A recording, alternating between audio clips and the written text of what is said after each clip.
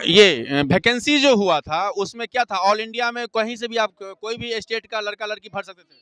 All India कहीं से भी, हमारे खुद रहेगा में पश्चिम बंगाल से भी हैं और हम यूपी से भी हैं, झारखंड से भी हैं। तो फिर बिहार को लोग इतना बदनाम क्यों करते हो? आप बंगाल से या यूपी से आप आते हो, फिर बिहार के नजरिया नक्शा में कुछ और ही है। क्योंकि अब तक बिहार में बहुत भ्रष्टाचार था, तो सब लोग बाहर से आने में डर रहे थे क्योंकि भ्रष्टाचार इतना है कि हमारा नंबर ही नहीं आना।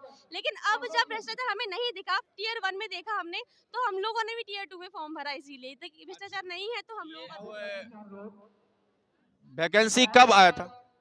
क्या वैकेंसी कब आया था? नवंबर में आई थी, 5 नवंबर से शुरू हुए फॉर्म भरना और जनवरी तक हम लोगों को नियुक्ति पत्र मिलने लग गया।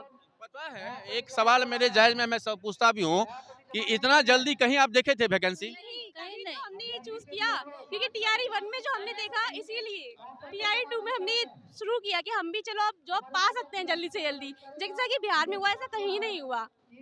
हाँ, क्या बोले मैडम? अनएक्सपेक्टेड, मतलब इतनी जल्दी कहीं भी सिलेक्शन नहीं होता, इतना एग्जाम। कहीं न कहीं इसके पीछे के पाठक जी का वो बलिदान। बहुत बड़ा योगदान है उनका, उन्होंने पूरी व्यवस्था को टाइट कर दिया है।